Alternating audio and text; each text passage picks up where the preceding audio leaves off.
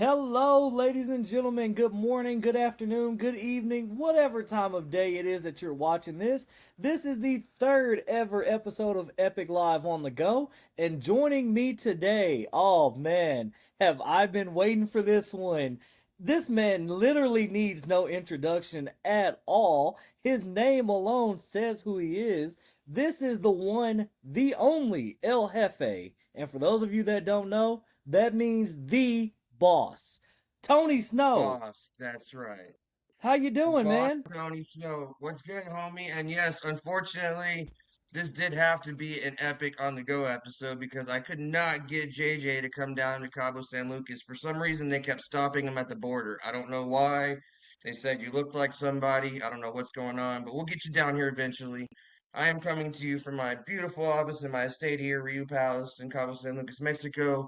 And this is God's country, man. We got to get you down here someday, JJ. You got to get that visa issue fixed, man. I don't know what the deal is. They said you look like Eddie Murphy.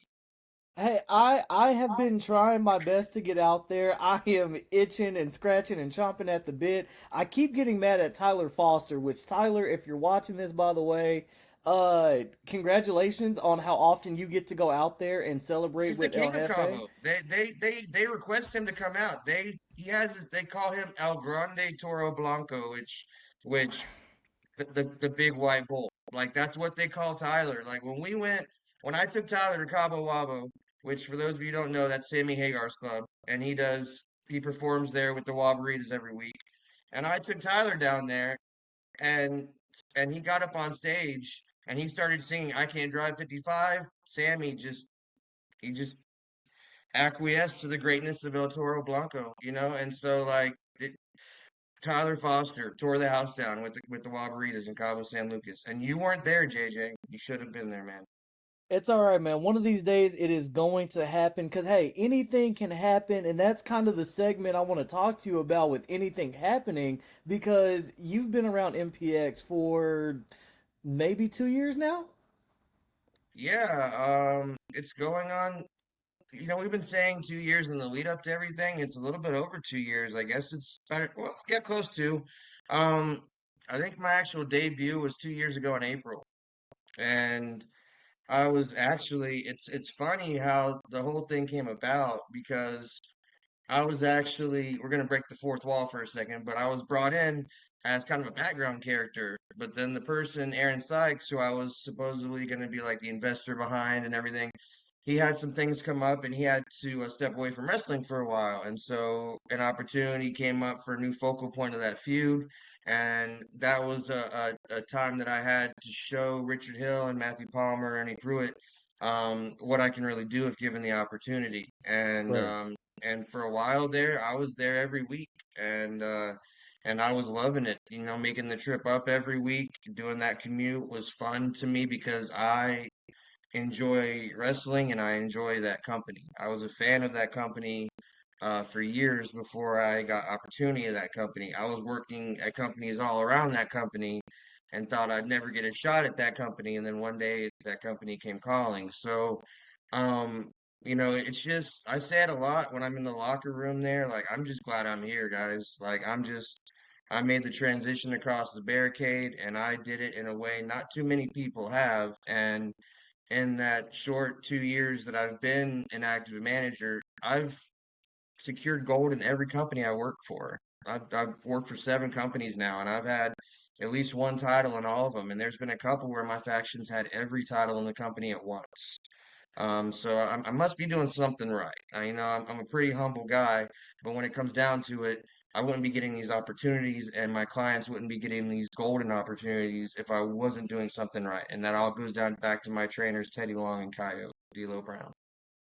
Hey, no, I can definitely echo your sentiments and to touch on what you talked about, manager. For those that are watching that, don't really know what professional wrestling is, what are you doing? You're living under a rock. You got to get with the times. But if you've watched Epic Live at any point, I've interviewed kind of a little bit of everybody. I've had the talent, I've had the personnel, I've had referees. Cedric was a guest on here not too long ago. The Pulvers. I've had the photographers on here. Way back in the beginning, Matthew Palmer, After you say wrestler. Cedric's name, you have to spit. Cedric. Ah, oh, Man, you know what? This is really pulling on my heartstring because on the left side, strong side, we love Cedric, and then I love You El saw him Jefe. put So his hands on El Jefe a few months ago. You saw him shove me and try and assault me physically and threaten to spear me in the ring, okay? So that's that is, okay. You yeah. can be cool with both of us, okay? That's cool. You can be Switzerland, JJ, all right? You don't have to. I'm not the kind of guy that's gonna put an ultimatum on my homies and be like, you can't be cool with me if you're cool with him. You know what I'm saying? Hey, no, I completely respect it and I love it. And you know what? I will do it one time for you, homie. So, referee Cedric was a guest on the show, There you go. One and time. It happened, folks. one time for the one time, right? One time for the But one time. getting Tony on here as a manager, like you have done a lot of things and you touched on it. You've been around a lot of different promotions and you've managed some really top quality talent. For instance, the reincarnation of excellence, Kari Wright. He's Not my too long longest tenured ago, client. I've managed Kari longer than anybody, and I really hope that certain people that might be watching this at MPX will give Kari and I a chance to show them what we can do together. Because Kari and I, our chemistry is just nuts, man. Kari's an right? incredibly gifted athlete. Didn't mean to cut you off, but I wanted to point that out. He's been my longest tenured client, and there's a reason because we work well together, and he's the current Texoma Dynasty champion. Hey, no, I respect it. Like I told you before we got started, at any point, if you want to hijack the show, this is your show. I'm on your time. And to echo that, because you know me, I'm a huge Kari guy. Kari is my dog. Hashtag push Kari right. Uh, you know, I need some more Kari, like at MPX. I'll be the guy to say it because I've always been the vocal guy, other than Handsome Rex, but that's another topic for another day. The Uh, world needs more Kari, okay? The world that needs is more true. Kari, right? Not just you, not just me. He's called it the reincarnation of excellence for a reason, and I don't want to spoil this for people that haven't seen him. Plus, this episode isn't about him; it's about me. But anyway, go online, go to YouTube, typing KariJaiWright, Kari Jai Wright. Any footage you see of him, this kid's amazing. And I don't say that loosely. Like when I started managing in that promotion, he was on the top of my list of people I wanted to work with. Right. And I was lucky enough to get him right away. And he's one of those guys, JJ, that you can tell he puts in the time training because every time I work with him, he's better than the time before.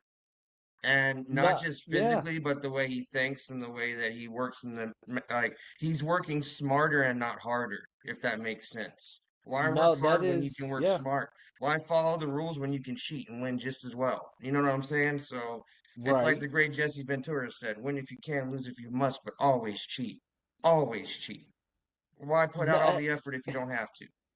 hey, no, that is 100% true. And I gave Kari a hard time about a year ago, when the whole evolution of, the TWC came out at MPX. And of course, he was the head honcho. And at that time, he had Demo and Kaimi and Nick and Day. And, it was a great faction, great stable. But I've been looking at what you and Kari do in Texoma, and I, again, personally speaking here, I want to see that in other promotions. I want to see what you guys can do together when given the opportunity, when given the chances. And I mean, MPX has always been that company that listens to the people, which is another topic we're going to get into in just a second as well. So, MPX, if you guys are listening, this might be a notice. You might be put on blast here, but I'm just Kari saying, Wright and Tony Snow. I did manage him in that building one time, and that was on this year's tribute to the Immortal when they had the one night only Civil Disorder reunion, and I got to Yep. manage Kari and Exodus.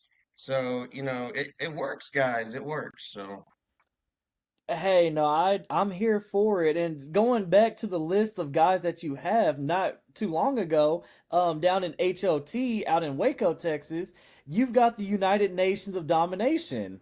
So I'll let you kind of take that one because you guys are already tearing up shop and y'all haven't even been together for 5, maybe man, 7 weeks.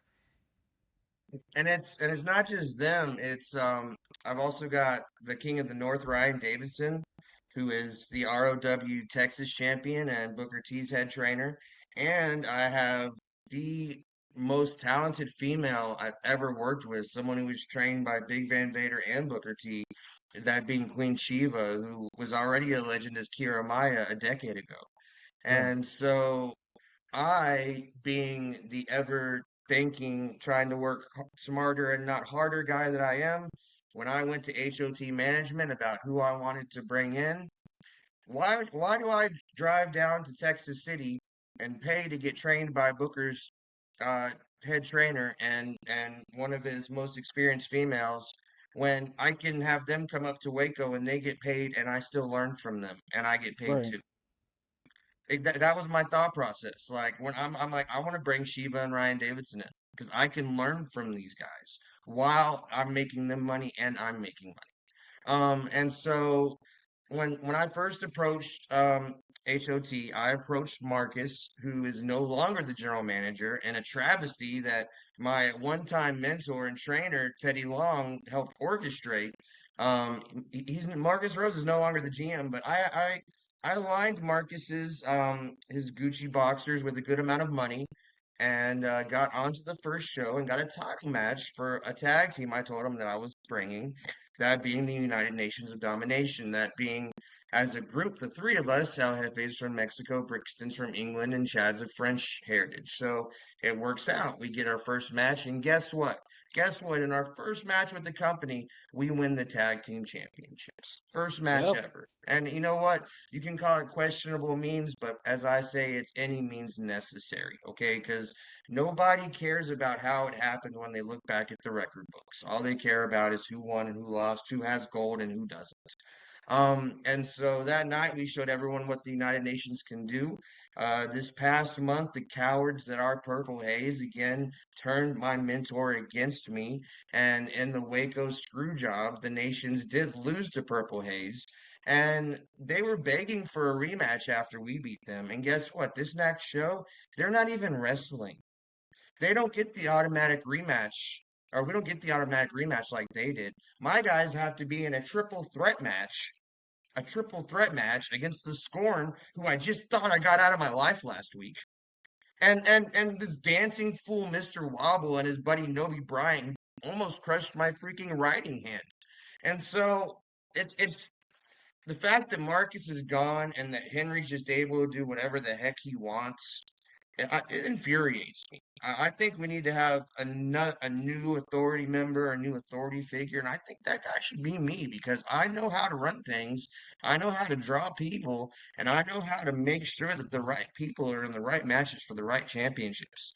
And this month, Purple Haze should be defending those titles against the United Nations of Domination and our guaranteed rematch clause. But no, and like Finesse Two Times says, it's cool when they do it. It's a problem when I do it. Like, come Mm. on, man. Like, I asked for a rematch, and my guys have to wrestle a triple threat match where they don't even have to get pinned to lose. You're I'm telling me glad. that Gabe Wilder can pin Mr. Wobble, which is very likely because they both suck, and we lose our titles? What's Hey, going on, man?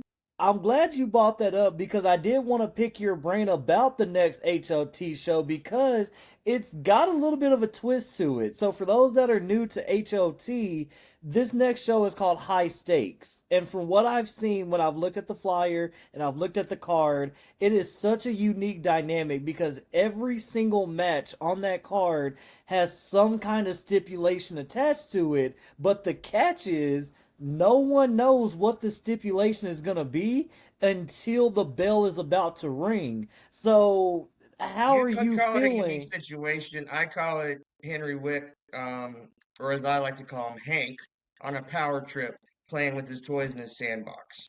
He wants to, okay, Marcus isn't around anymore, so hey, let's just make any match we want. You know how much of a disadvantage that puts me at? Because I have two title matches and a number one contender match in the same night.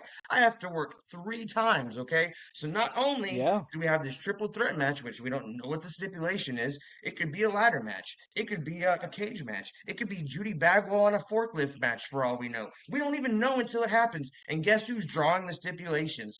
Purple Haze. Oh yeah, that's not going to be biased. Let's just see what matches Tony Snow's guys have to have. So I've got the triple threat match. I have the Queen of Snowman Enterprises, Shiva, going for the HOT women's title against Maya World. We don't know what type of Mm-hmm. match that's going to be. And so how do we prepare for it? And then on top of that, I'm literally like it's hard for me to talk about this next topic because I have so much respect for this athlete, and it doesn't come because I respect them as a person. I respect the devastation that they've left in their path, and that's the the ungodly heathen that took. The World Okay, Breaker, if so you my will. my first heavyweight title in Texas last month, the King of the North, Ryan Davidson, came in and beat Tiger Pants to a pulp in front of all of his people.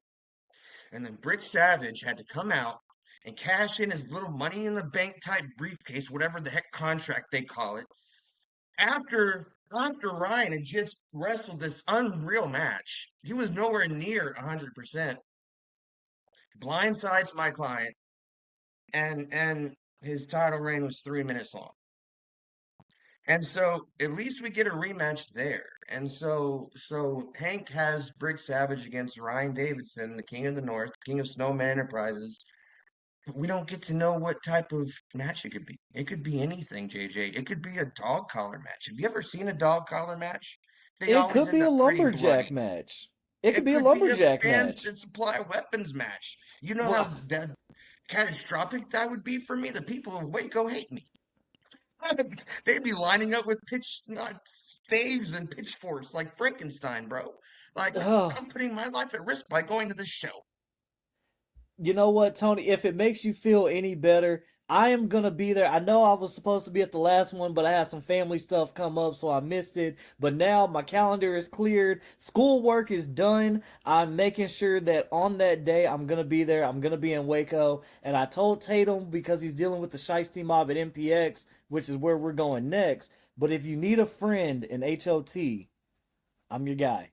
I got Hey, you. dude. Hey. Just watch my back. And like we used to say growing up, and back, back in the day when I was DJing with all these Texas legends, if you see a problem, warn a brother. All right, that's all I'm saying. All right. I got you. If you see I something got bad you. coming, just hey Tony, hey, turn around there, Tony. That's all I need, bro. We're good. I got you. And I'm bringing the hundreds that you gave me at the last show. So if you see me waving money, flashing money, that's my sign. Something's going down.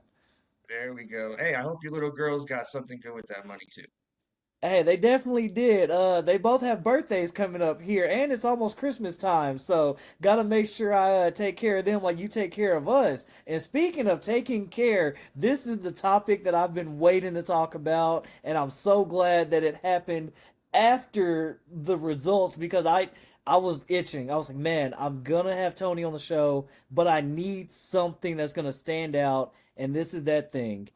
Not too long ago, at MPX's biggest show of the summer, Purple Rain, Tony, your kings, if you will, two of my favorite guys, Davion Black and Kane Carter, were going after the tag team gold at MPX, which, rightfully so at the time, was held by the Scorn. And Gabe, Tommy, they know how much respect I have for them. We've been going back and forth, the Scorny boys, always. However, however, the minute that I heard KOA was coming to MPX and I saw that Tony Snow was gonna be their enforcer and their manager, that was signed, sealed, delivered. Like KOA all day, any day.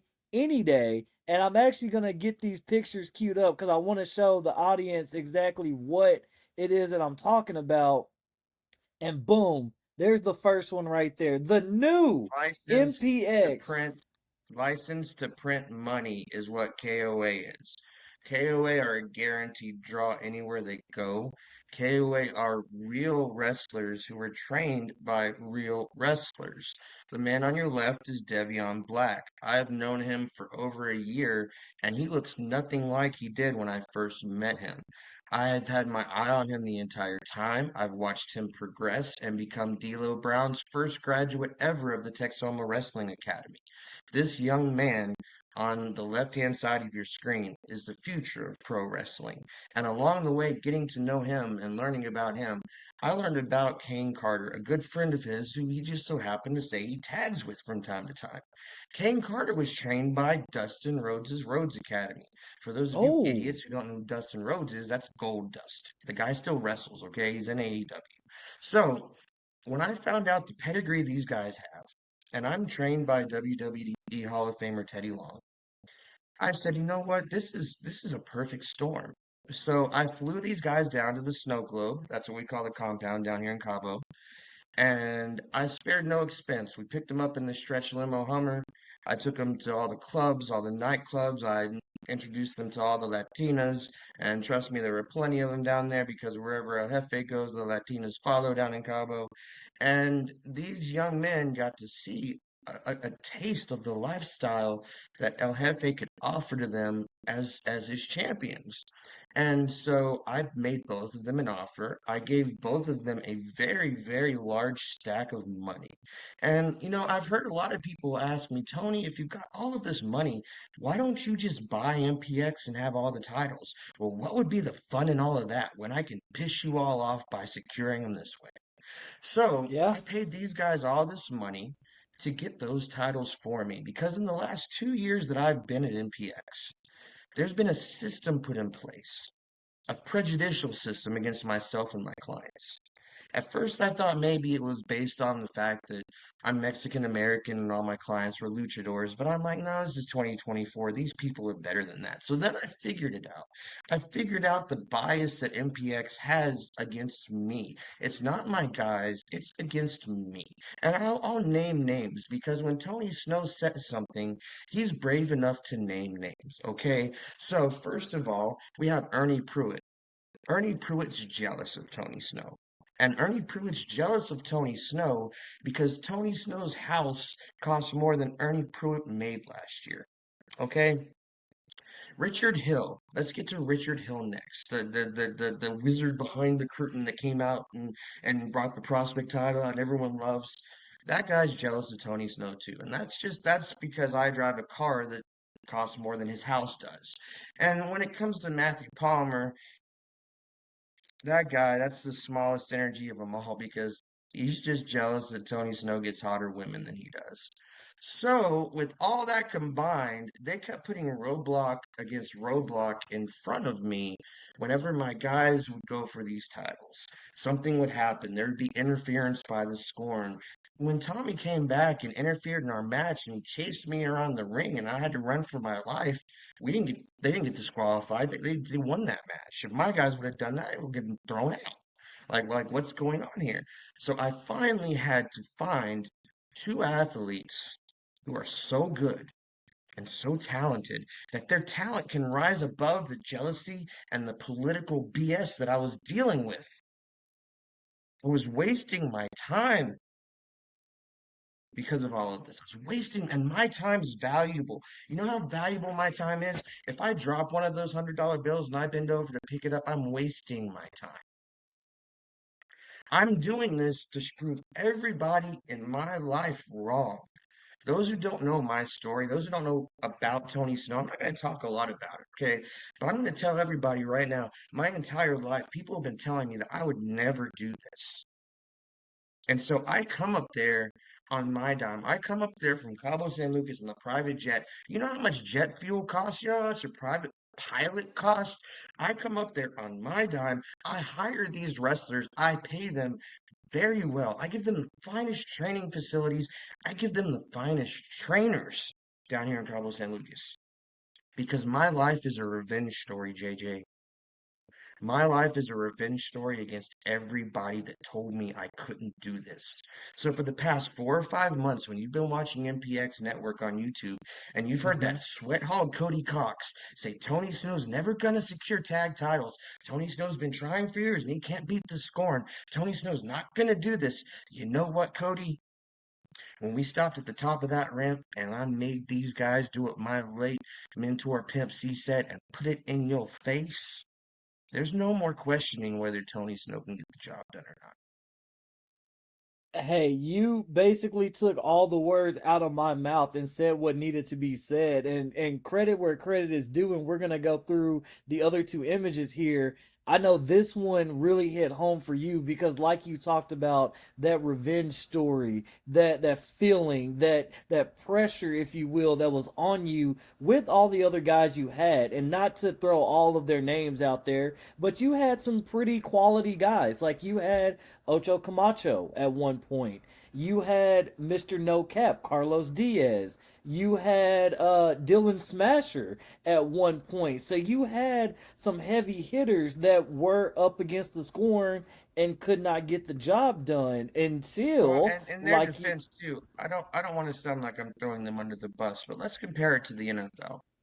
So let's compare it to the NBA. A team like the Los Angeles Lakers in the early 2000s. Remember when they went out and got Karl Malone and Gary Payton and all these right, big names who had won titles everywhere and they thought they assembled the dream team? That was right. me. I was Jerry Buss in '02 Lakers. I thought I had the dream team in Las Rodeo Stella Infierno. But just because those guys are all good doesn't mean they're going to have the best chemistry and doesn't mean they're going to be good together. Gary Payton was incredible in Seattle. He sucked in Los Angeles. Karl Malone was incredible in Utah. He was a shell of himself in Los Angeles. Just because someone's good one place doesn't mean they're going to be good together, and just because someone's good in that place doesn't mean they're going to be good where.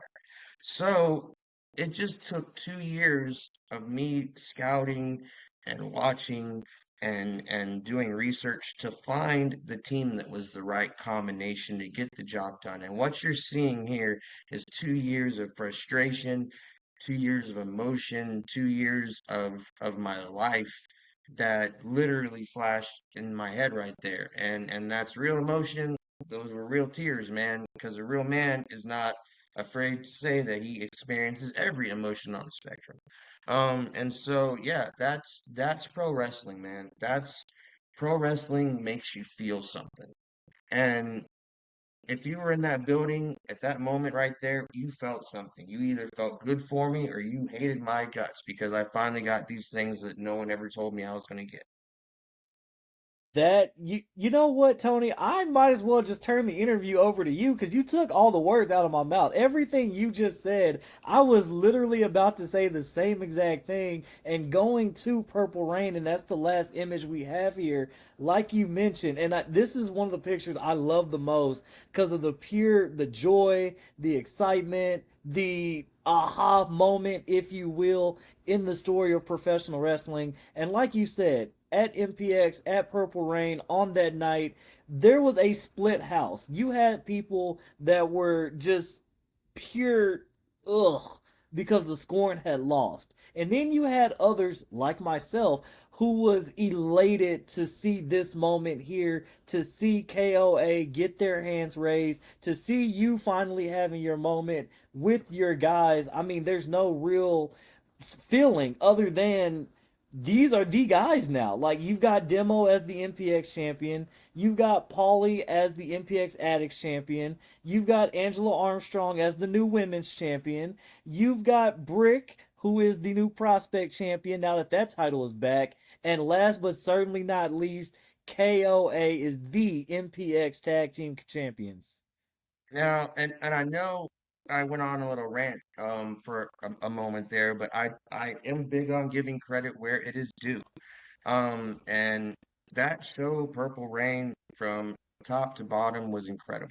Every match was a good match. I like to think that we had one of the better matches of the night because of two reasons. Number one, Richard Hill does an incredible job with his creative. I don't want to put too much of the curtain back. I want to protect the business, so that's what I'm going to say. But I will say this was a 2 year long story and the payoff of a 2 year long story. This is a lot of time that he invested in this story. And I always tell him thank you for investing that time in El Jefe. If there wasn't a Richard Hill, there wouldn't be El Jefe. I still would have just been Tony Snow. I'm El Jefe because of Richard Hill. Um, and and also, my guys in this match, Devion was wrestling this match with a cracked sternum. He just got cleared a day or two before the match. He Oh got man. hurt in a match in Oklahoma a couple weeks beforehand. And so it was hard for him to breathe. And he still put on such an incredible performance when he did that shotgun drop kick in the corner and nipped up from it. And then when I sent him over to Gabe to spear Gabe out of the ring, you would never know that this guy was wrestling at less than 100%. He was going on all four cylinders because these guys, with the amount of money I paid them and the amount of preparation we put in, you've heard about 2-a-days in football. We did 3 days at the compound. Look at Kane. Look how Ooh, shredded Kane Carter is. And look at the bulk that Devion's put on since he's been with me. right, And so these guys were prepared and I'll tell you, the trainers I have down there, they put them through hell. We literally called it Hell Week the week leading up to it. And the joy on their face, the joy on Kane's face and Devion screaming, that's just kind of a release of all that builds up anticipation of this moment because we knew that they were good enough. We knew that I've faced Tommy and Gabe enough to where I know these guys almost as good as they know themselves. And we knew that their tag team cohesion together, it was the perfect storm, like I said. And we knew we were ready. We just needed opportunity. And when that opportunity was given to us against Purple Haze, who I already had history with, so I was easily prepared to get my guys ready for them. right, We went through and watched I don't know how many hours of footage on Purple Haze before that number one contenders match. And a lot of people were shocked because it was the first time they'd seen Kane and Devion together. But I wasn't shocked. I knew we were going to win. I'd beat those guys before in the past. And I knew that this team was just as good as the teams I've had against them in the past. So yeah, this is just, and I love how if you look at all three of our faces, it's kind of three different emotions. With me, it's just complete and utter joy because it finally happened. One of the right. guys in the back was joking around calling it my Shawn Michaels moment, the boyhood dream, because yeah, this is I knew I'd never be able to be a champion as a wrestler, but I can secure championships because I've got a good head on my shoulders. And so this was just me telling all those people growing up, hey, MFers, I did it. And then if you look at Kane, his is almost like a sigh of relief that Hell Week is over and we accomplished our goal and he gets the next week off, And then Right. and then Devion, they call him the piranha for a reason. He's always hungry, and he's got that look in his face like he's just ready for what's next. He's like a male lion who just slayed his prey, and he's ready for the next one to come around. So you got three different stories in one picture there, man. That's why shout out to the Pulvers. They do a great job capturing these moments right at the exact moment. Sometimes I see pictures and I don't even remember doing the things that I did in the picture, but they caught it. You know what I mean? And so Right. shout out to the Pulvers.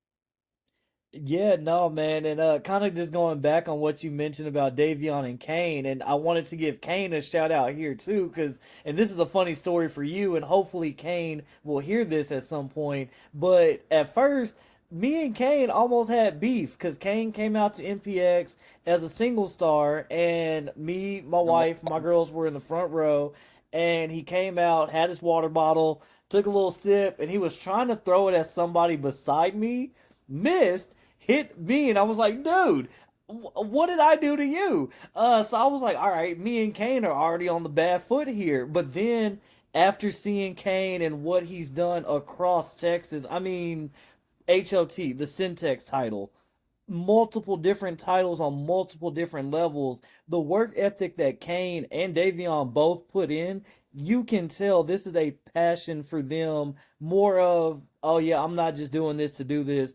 I want to do this because I want to be the best. I want to oh be yeah, better. And yeah, there's so many people around me that you're going to say their name, but at the same time, you're going to mention my name in those conversations. And that's why I really respect those guys. So, like I said, me and Kane were all this close to having beef, but love me some Kane Carter, love me some Davion, KOA all day, all hell, KOA. all hail. And in his defense, with under those bright lights, it is hard to see some of you guys out there sometime. You know what I mean? And he was a football player, so I have a feeling if he was trying to hit you, he probably would have hit you a little harder. Like I've got a brand ambassadorship, and I own a percentage of stock in Liquid Death. Y'all go check out our new collab with Eminem. It's called Cherry Obituary. It goes along with the Death of Slim Shady album. It's really, really good stuff. Hmm. But whenever I come out at MPX, I always come out with a Liquid Death can that I sign and I throw into the crowd. So somebody gets a free signed Liquid Death can from LFA every show. Well, the first time I did it, I had a fan picked out I wanted to toss it to, and I didn't realize that it wasn't completely empty when I tossed it.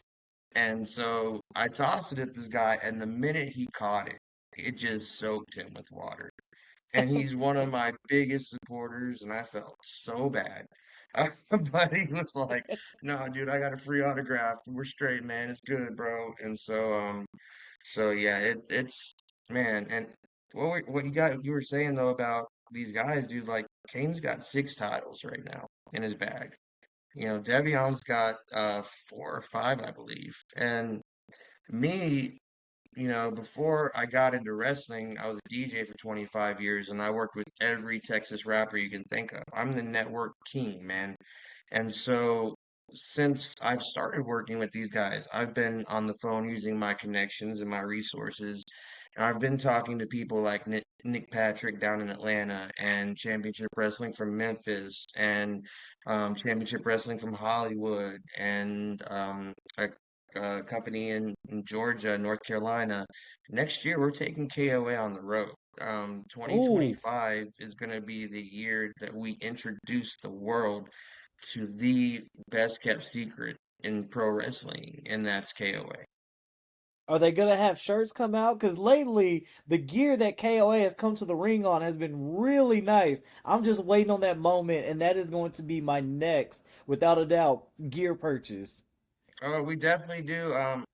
I'm not sure when we're gonna post the promo yet, and I'm not sure if this is gonna drop before or after that. So I'm not gonna reveal what the name does stand for yet, but we have got a promo explaining what KOA does stand for, and we have a t-shirt design that the Kings are coming up with that we will be offering. Pro wrestling tees I'm sure will carry it as well. So thank you, JJ, for your continued support as always. And yeah, the Kings, of course, we gotta have some merch on hand for our legions of fans. And so it was funny when you mentioned that match, how you said near the end it was kind of 50-50 split, and that was all the guys, dude.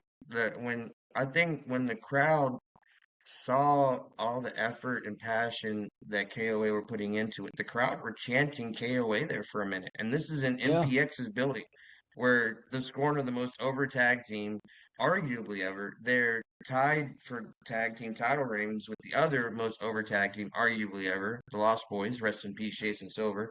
Yeah. But like they were chanting for the bad guys. I even turned around. I'm like, you guys know we're the bad guys, right? Like, what, like you guys know what's going on, right? Like they're the good guys, But it was almost like that Bret Hart and Stone Cold Mania, where they had the double turn that happened organically in the match. You went Right. into it, and Bret was the face and Stone Cold was the heel. It didn't turn all the way like they did. At the end of that match, Stone Cold was the new baby of the company, and Bret was the big heel. But I like to think that we got some new fans. We got like 50-50. There were people that came up to me afterwards and were like, man, I can't stand you, but you deliver results. One of my best friends growing up, I've known this guy since I was like 9 years old. He watches the product all the way back in his home. He lives in Kentucky somewhere. Hmm. And he messaged me the other night. He was like, "Congrats, brother, but I say this with all the love I can. I love you, but every time I see you work, I just want to hit you with my SUV." And that's the biggest compliment he could give me. He just doesn't realize because that means I'm doing my job. Um, one of the first things that Teddy Long taught me is a good a good heel manager is all about two things: making stars out of their clients and making stars out of their opponents. How do you make Right. stars out of your clients? You if you're a bad guy, you get the attention on them. You make sure that they shine, whether it's within the rules or not. And when it comes to the opponents, how do you put them over? You piss off the people. That's why a lot of times you see the bad guys, even though I still don't think I'm a bad guy. I'm just the guy that does what it takes to get things done, like You're everybody a else. pretty great Look guy. at every other big corporation in America. Do you think AT&T doesn't take little, cuts here and there? Do you think that Exxon doesn't get a tax break every now and then? The only difference between these big corporations executives and my Snowman Enterprise, me, the executive of that company, is I have the cojones to make these shortcuts in front of everybody. I do it in Right. front of the world with a camera on. Like I'm actually a man of it, and I own up to it. And I own up to the fact that I did it without getting caught, and I have gold now because of it. And so my job when I go out there is to make these fans so mad that whoever comes through that curtain to shut me up gets a Road Warrior pop. Whether it's a trained goldfish or the scorn or a trained chimp who might as well be the scorn. Um, Whether, like seriously, like they're gonna get and you saw that at Purple Rain when the scorn hit the stage, the roof blew off the place. Yeah. That it did. And, kind of the last thing I want to talk to you about before we wrap everything up here, MPX has been working with Revolver a lot over the past year, doing Love shows Revolver. at, Shout out to Sammy Callahan, Matthew Palmer. I love Revolver. yeah, happy belated birthday, Sammy Callahan, by the way. And, I wanted to pick your brain because you've been to the Epic for pro wrestling shows. And it's an atmosphere that you can't really put into words until you're actually there. So I want to get your take on that. And I also want to get your take on when Revolver comes back, Saturday, October 12th for Epic over Texas. For me, there's so many things that if I was a, mind of creative, or if I had my way, like who's going to be on the show, who's going to be in this match. For me, I heard that there's some shakeup with the Revolver tag team titles. And I know Palmer and I know Callahan, and they like to put their brains together and they make magic happen. For, I'm a betting man. I would love to see KOA somehow, some way involved in this match at the Revolver show in October. So I'll let you take the floor now. Oh no, I mean I would love for that to happen too. But that's one of those things where it's, you know, Revolver's a huge company. There's a lot of people that want to work for them, and there's a long list of people that are trying to get on with them. And so, I can't just call up Sammy Callahan and say, "Hey, I got these guys. Let's give them a title shot." You know what I mean? I wish I could. Number one, because I'm a huge fan of Sammy Callahan. That's the match I'd like to see at Revolver is Sammy Callahan and Scotty Lacrimosa in a Texas Death Match. That's what I'd like to see, and I've been saying Oh, that for a while. But yeah, I mean, all I can say about KOA is the decision makers that put on this Wrestling Revolver show. Watch that match from Purple Rain. The Scorn had been on Wrestling Revolver before. Watch the match from a couple weeks before that, or 6 weeks before that, where we beat Purple Haze, who have been on a Wrestling Revolver show before. And the guys' talent will speak for themselves. If whoever's the decision maker at Wrestling Revolver watches those two matches and decides not to put KOA on the show, whether Tony Snow's involved or not, I'd have to question their judgment. Because that's one of the things about me. I get my guys booked whether I'm booked or not. Because right, my job is to take them as far in their career in pro wrestling as I possibly can. I take this manager thing very seriously. Hook up and line up job, or not job, radio interviews, podcast interviews, special appearances, brand ambassadorships, all sorts of stuff for my clients. I get them booked in other places. I have guys, Snowman Enterprises, guys that are getting booked out in Kansas and in Michigan, and I'm not even part of the deal, but it's putting light on them, and that's my right. job because I know that relationships are worth more than money any day. And I might not get paid for being on the show, but if my guy gets on that show and kills it, then he's probably going to do something in the future for me to show his gratitude. Or that company might hit me up and say, "Hey, man, your guy killed it. Why don't you come with him next time?" And Right. so, like I said, man, whether I'm there with them or not, KOA needs to be on that Revolver show. And as far as the Revolver shows at the Epic, I haven't been to one personally. I have watched them on demand on Fight TV, the Revolver shows at the Epic, and then I have been on shows at the Epic now. And let me tell you, it's almost like baseball. Baseball is great to watch on TV, but it's so much better live.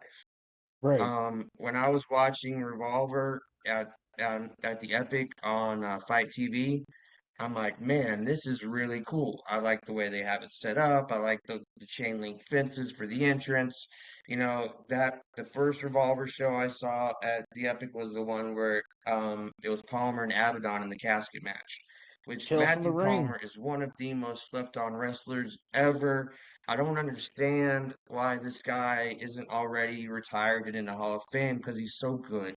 And he does crazy stuff, and it's so good the way he does it. And it almost frustrates you because he makes it look so effortless. When he jumped up on top of that door that was on top of the fences, and then oh my gosh, dude, Yeah. like, and everyone was talking about Logan Paul and that elbow drop at Mania, dude. No, F that. Matthew Palmer at Revolver, that was unreal. And the fact Yeah. that Palmer's his age in doing that, and he still looks that good too, and puts the work in like that. Like, gosh, like Matthew Palmer should have already been a champion somewhere on TV. It's the fact that the centerfold Matthew Palmer wasn't on TV is a travesty because that character was great. I mean, he's like a modern day Chris Jericho. He reinvented himself so many times, and every time he's done it, it's worked. Yeah. And I've learned a lot from him working under him and working around him and sitting under his learning tree. I've learned techniques, different ways of doing things that I never would have thought. And when I think I'm like, is this really going to work? And then I do it and it freaking works. And I'm like, holy crap. You know, like he's got a great wrestling mind and he's just such a talented performer. Um, I'd like to see him and Alex Shelley in a one-on-one because I know they're good friends outside of the ring. And usually, if you have good chemistry outside of the ring, you have good chemistry in the ring. And so I'd like to see them just in a straight up one-on-one match. Iron Man, dude, give me an Iron Man match because both of them could do it because their conditioning is unreal. Imagine Right. an Iron Man match with Matthew Palmer versus Alex Shelley. Palmer's probably going to kill me next time he sees me for suggesting that he wrestle for 60 minutes. But the point is, it would be incredible. It would be so good. So yeah, it's one of those things where you got Wrestling Revolver's locker room and they bring in names, and then you have MPX's locker room, and when you put those two together, every match is a can't miss. You know, they hit on everything, man. That is true. And, credit where credit is due because we always talk about Palmer. And I'm going to, add some salt in the wound there. You touched on him being an Iron Man match. At the last Revolver show they just had in Dayton not too long ago, he was in a bare boards bull rope match. Like, That was crazy. I don't know how many people pay attention, but bare boards, bull rope, not to spoil too much about it, but Palmer took a couple of crazy spots in that match and got up like it was nothing. Like, Yeah, and those boards don't give, guys. Those are planks of wood, and they're laid across a steel frame. yeah, So imagine going into your hardwood kitchen and body slamming someone on it. That's what these guys were doing. yeah. And the crazy thing about it, like one of the key spot, like you touched on, not just the steel frames, but they took it to a limit that was when they pulled off the spot. And I'm not gonna spoil it, but I'm gonna just I know what you're go talking around it about. here. I know You what you're know what I'm talking about. talking about, but the audience watching, they don't know until they go check it out. You got to see It Revolver was live the to believe. crocodile hunter moment when they went down under. Yeah. Well, not even that, but when they were outside and they were up on the top, and then Oh yeah. like as soon as I heard the thud, like you said, those are bare boards. They don't give. They don't give at all. And And I've taken bumps, guys, where like last year right before Destiny, Tatum Manning knocked me off the apron and he hit me so hard he left fist marks on my face, and I landed on the hardwood ramp at MPX. And Yeah. it's that's real. Like you can't make that up. Like when your body's hitting hardwood like that or the floor. I've taken bumps off of an apron onto concrete inadvertently before, and that hurts. But thanks to my training, I've been able to do it safely and not break my neck. But I mean, there's no way to fake that or make it hurt less. It's your body, gravity is your worst enemy, right? Like no one can cheat gravity, and so like literally, like it's all that hurts. It's the sudden impact, right? And some of Yeah. those, like you could hear it through the TV, like just the smack of their flesh on the ground. It's like, dude, how are you getting up? Like, Uh huh. Uh huh. And how are you like you getting said, up, Palmer?